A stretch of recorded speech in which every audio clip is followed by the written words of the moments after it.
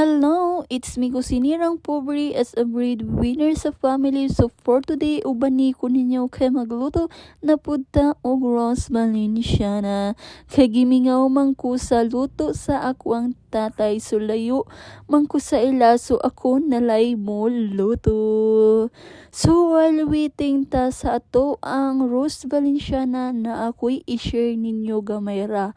Kay naglagot na jud kaayo si auntie nako. Kay ngano sige daw kog labay-labay sa iyang feed, unyang iyang anak wala daw natun-an nako. Agbang ang akong maingon auntie, ug di ka ganahan nako hala i-unfollow ko kay dili pug ko ganahan nimo unsa ka gold.